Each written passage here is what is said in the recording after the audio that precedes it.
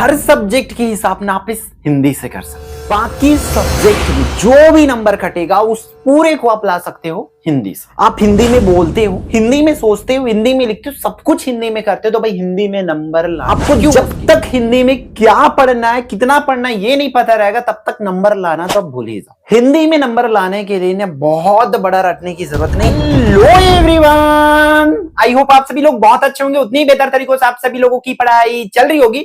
तो इस वीडियो में प्यारे बच्चों अपन देखने क्या वाले भाई, आपके क्लास 12th हिंदी की रणनीति जो है देखने वाले। तो बच्चों ध्यान से देखेंगे, इसमें मैं ब्लूप्रिंट के साथ साथ आपको क्वेश्चंस जो पैटर्न है इस साल के बोर्ड एग्जाम 2026 में वो आपको बताने वाला हूं। साथ ही साथ क्वेश्चन पैटर्न, ब्लूप्रिंट और उस ब्लूप्रिंट के अंतर्गत कौन सी टॉपिक आएगा ये भी कंप्लीट आपको करा दूंगा बच्चों। तो बस ध्यान से देखते चलेंगे।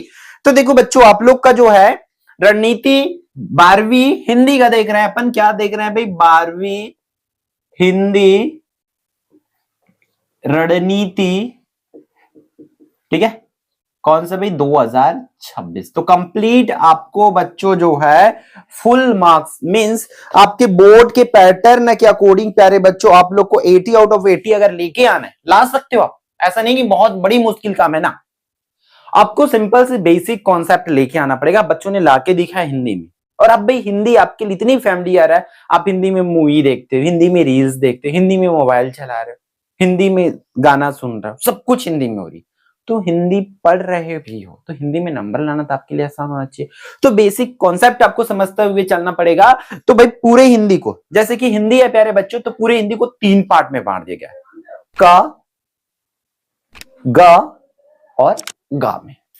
खंड क की अगर मैं बात करूं बच्चों, तो इस पर जो है टोटल 12 मार्क्स मिलेगा आपको, ठीक है। खंड क में क्या मिलेगा? टोटल 12 नंबर मिलेगा, और इसमें 2 ही प्रश्न आपका है।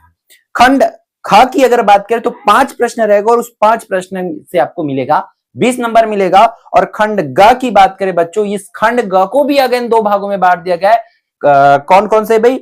आरोह और वितान में। आरोह और वितान में, आरोह में 6 प्रश्न जिसमें से 36 नंबर मिलेगा, और वितान में आपको 2 ही प्रश्न है जहां से आपको 12 नंबर मिलेगा, ठीक है। तो ये है ब्रीफ, बोल सकते हैं कि एकदम बाहरी बाहरी से आप लोगों का ब्लूप्रिंट, ठीक है। आपको समझ आ गई है क्या प्यारे बच्चों? हमारी 3 सेक्शन होगी, क, ख, ग। क में जो है 12 नंबर है हमारे, किस पर भाई? ख में 20 नंबर है। फिर ग को अगेन 2 भागों में बांट दिया गया है, आरोह और वितान में। तो आरोह में आपका है 36 नंबर का, और वितान में आपका 12 नंबर का। तो इस तरीके से आपको कंप्लीट हो जाता है 80 मार्क्स का, जिसको आपको अचीव करना है, जो कि आपका टारगेट है, ठीक है। तो खंड क को मैं जैसे कि बता दिया हूं आप लोगों को प्यारे बच्चों, अपन हमारा 3 खंड में आएगा। तो खंड क को सबसे पहले अपन देख लेते, खंड क में क्या होगा, क्या आएगा, ये चीजें समझते चलो। तो खंड क में जैसे कि आपको बता दिया गया है कि 2 प्रश्न होंगे, प्रश्न 1 और प्रश्न 2 करके 2 ही प्रश्न आपका होने वाला है। इस पर क्या होगा? अपठित गद्यांश। भाई हिंदी है तो आपको मेरे हिसाब से एकदम रोने की जरूरत नहीं है, जैसे इंग्लिश में आपको रोना पड़ेगा। हिंदी बहुत बड़ा होता है। इस पर आपको बिल्कुल भी डरने घबराने की जरूरत तो बिल्कुल भी नहीं होना चाहिए, क्योंकि अगर आप क्वेश्चन पैटर्न समझ जाओगे तो यहां आपका पूरा बल्ले बल्ले जो है होने वाला है, इतना मान के आप चलो, ठीक है। खंड अपठित गद्यांश आएगा, जिसमें से क्या रहेगा बच्चों? यहां पर जो पहला प्रश्न रहेगा 8 मार्क्स का रहेगा, 8 नंबर क्या आएगा? पहला अपठित गद्यांश जो आएगा। और जो बोल रहा हूं ना बेटा, वो आएगा मतलब आएगा, इसलिए अपठित गद्यांश। अब इसकी तैयारी करें कहां से? तो तैयारी आपको परीक्षा बोर्ड या सार उठा लेना है, चुपचाप वहां से पढ़ लो। अभी फिलहाल आप बोर्ड एग्जाम के 1 महीना के लिए बचा के मत रखो। अभी से जब आपको बता रहा हूं ना, तो मूर्खता नहीं करना है आपको। मैं सच्ची बात बोल रहा हूं, भले आपको कड़वा लगे। हम हिंदी जैसे विषय पे अगर ना 50 पर नहीं कर पा रहे हो आप, तो आपको शर्म आनी चाहिए कि आप क्या पढ़ रहे हो हिंदी जैसे सब्जेक्ट पर। और नंबर लाने के लिए ना बेटा इसको पढ़ना पड़ेगा, ठीक है। आप पढ़ी गद्यांश भाई देख लो, और नहीं पढ़ोगे तो भी इतनी आपके अंदर काबिलियत होनी चाहिए कि आप बिना पढ़े भी वहां से क्वेश्चन आंसर ढूंढ सको। जो 8 नंबर है ना, वो कैसा रहेगा? एक नंबर वाला 2 क्वेश्चंस, एक नंबर वाला 2 क्वेश्चंस आएगा, और उसी पर 2 नंबर वाला 3 क्वेश्चन, 2 नंबर वाला आपका, 1 मिनट बेटा, 1 मिनट, हाँ, एक नंबर वाला इस तरीका से 2 नंबर वाला 3 क्वेश्चन आएगा ऐसा। तो ये 2, 4, 6, 7 और 8 नंबर ऐसा। ये फिक्स है कि एक एक नंबर वाला 2 प्रश्न है, कोई भी दे देंगे, अपठित गद्यांश देंगे, उन्हीं में से क्वेश्चंस आपको पूछे जाएंगे। दूसरा जो है आपका आएगा क्या भाई, अपठित काव्यांश आएगा। एक तो गद्यांश हो गया, फिर दूसरा पूछेंगे क्या, अपठित काव्यांश पूछेंगे। ठीक है, अपठित काव्यांश की अगर बात करूं तो ये टोटल 4 नंबर के लिए आएगा और एक एक नंबर के उसी में से 4 क्वेश्चंस बच्चों आपको पूछे जाएंगे, एकदम सिंपल सिंपल। तो ये तो बिल्कुल भी 8-4-12 नंबर है ना, किसी का भी नहीं छूटना चाहिए, मतलब नहीं छूटना चाहिए। सब तक रगड़ के प्रैक्टिस कर लो कि ये नंबर आपसे फिक्स होना चाहिए। और ऐसे ही करो कि अगर नहीं भी पढ़ा वाला है आपका स्टोरी तो आपको पूरी तरीके से बन जाए और बहुत इजी क्वेश्चंस रहेगा भाई, उसी में से क्वेश्चन आंसर पूछेंगे। तो भाई इसके लिए निश्चिंत रहो, ये 12 नंबर आपको लेके आना है, मतलब आना है। पास होने के लिए 28 मार्क्स चाहिए, वो आप आराम से यहां से अचीव कर सकते हो। ये 12 नंबर आपका बिल्कुल भी नहीं छूटना चाहिए। अपन मूव ऑन करते हैं बच्चों, खंड ख क के बाद ख पे। ठीक है, खंड ख पे अगर बात करते हैं तो खंड ख को जैसे कि मैं बताया था आप लोगों का, इसमें से प्रश्न तीसरा प्रश्न कहां से, ख में 5 प्रश्न है बोला गया। तो प्रश्न क्रमांक कौन कौन सा बच्चों, प्रश्न क्रमांक हमारा तीसरा से ये भैया आपका चालू हो जाएगा भाई। ठीक है, प्रश्न क्रमांक 3, प्रश्न क्रमांक 4, प्रश्न क्रमांक 5, प्रश्न क्रमांक 6, प्रश्न क्रमांक 7 और ये 5 प्रश्न हो गए प्रश्न क्रमांक 7 तक का। क्लियर है क्या, आया क्या समझ। अब देखो कौन से प्रश्न में क्या रहेगा, वो लाइन से आप चीजों को समझते चलो। जैसे कि प्रश्न क्रमांक 3 में, ठीक है, प्रश्न क्रमांक 3 की भैया मैं बात करूं तो इस पर क्या आएगा आपका, कविता, कहानी या नाटक।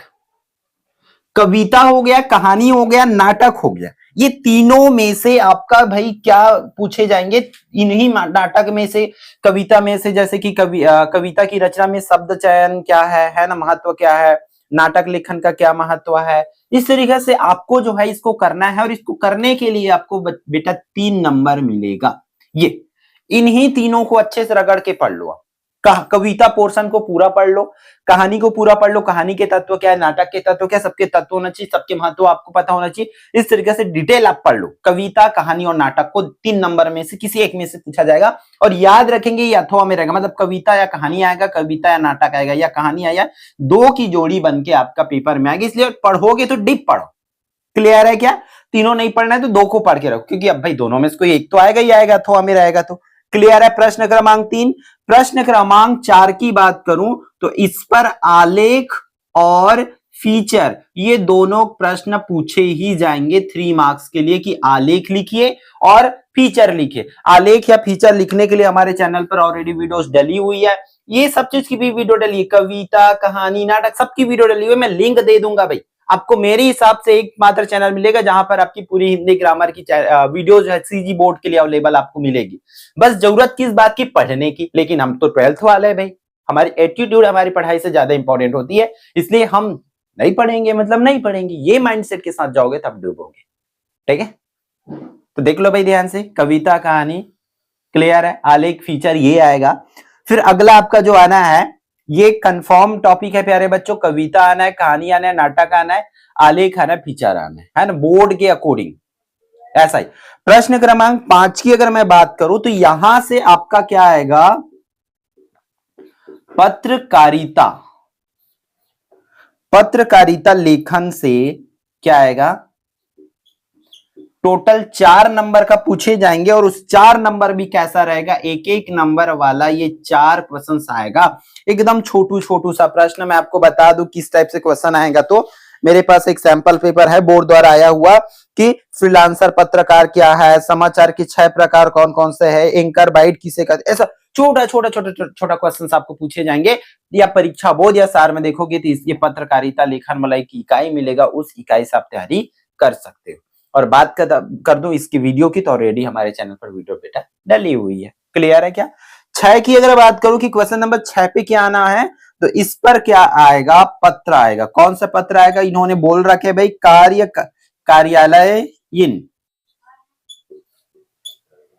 कार्यालयीन पत्र, जो कि आपको इसका मिलेगा, कार्यालयीन पत्र का जो मिलेगा बच्चों कितने नंबर, 5 नंबर आपको मिलेगा। ये 5 नंबर आपको चाहिए थी, इसको प्रिपेयर करेंगे भाई। क्या क्या प्रिपेयर करना है तो वो भी मैं बता देता हूं।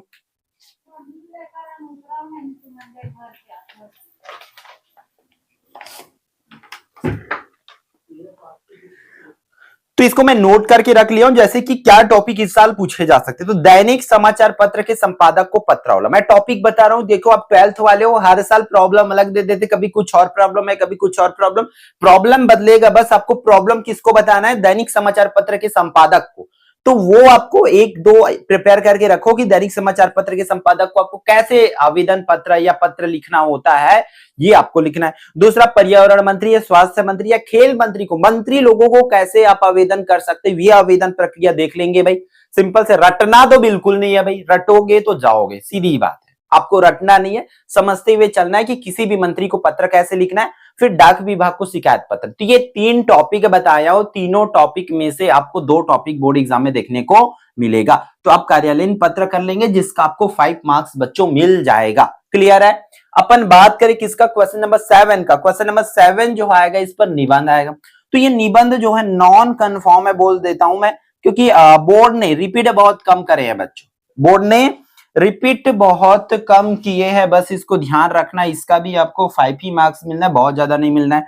फिर भी कुछ हम अपने तरफ से अगर हिंट देना हो तो मैं पूरे के पूरे 4 का 4 आपको बता रहा हूं, 4 का 4 आएगा। ऐसे हम 10th के जैसे नहीं बोलेंगे, क्यों 10th के जैसे बोलना मूर्खता होगी यहाँ पर, क्योंकि 10th में रिपीट होती है बट 12th में नहीं होती। आपको 12th में हेडिंग याद होनी चाहिए, और इस हेडिंग के अंतर्गत आपको अपने मन से लिखने की, क्योंकि बोर्ड ये चाहता है कि हम बच्चे को कुछ भी टॉपिक दे, वो वहां से आप 5 नंबर के लायक जो है लिख सके। तो आप देख सकते हो आधुनिक भारतीय नारी, नारी शक्ति, इस तरीका से टॉपिक एक नारी से रिलेटेड देख सकते हो, या महिला सशक्तिकरण नाम से महिलाओं से रिलेटेड एक टॉपिक जरूर देखोगे। एक टॉपिक देखोगे छत्तीसगढ़ से, ठीक है, छत्तीसगढ़ खेलों का महत्व, छत्तीसगढ़ के पारंपरिक खेल, इस तरीके से आप जो 10वीं में करते थे वो देख सकते हैं।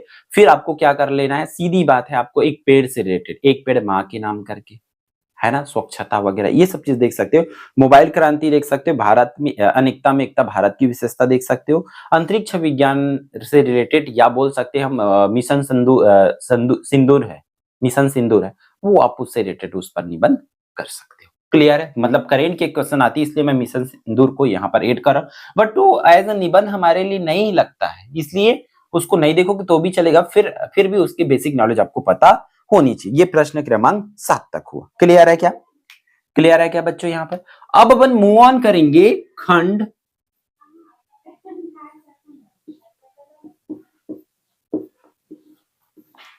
खंड ग की बात करें बेटा, तो खंड ग से ना आप लोगों का भैया क्या मिलेगा, यहाँ पर सबसे ज्यादा नंबर यहाँ से होगा। तो ये देखो, ये तो टोटल ये इसका हो गया। यहाँ पर प्रश्न, इसको खंड ग को 2 भागों में बांट दिया गया। खंड ग को 2 भागों में बांटा गया है। मैं जैसे कि आपको इंट्रो में ही बता चुका हूं, एक तो आरोह है ना, और एक है वितान, आरोह और वितान से। तो वितान बहुत ही, वितान में सिर्फ और सिर्फ 2 ही प्रश्न होंगे। वितान में 2 क्वेश्चन होंगे, इस पर बहुत ज्यादा आपको नहीं करना है मेरे हिसाब से, इस पर 2 ही क्वेश्चन होंगे, ठीक है। वितान में आपका 2 क्वेश्चन होंगे, बट आरोह को अगेन आपको 2 भागों में बांट दिया इन्होंने। आरोह को एक तो बांट दिया इन्होंने किस पर भाई, काव्य, है ना, और एक तो बांट दिया किसमें भाई, एक तो काव्य बांटा, एक तो गद्य भाग में बांट दिया, 2 भाग में ऐसा बांट दिया इसको।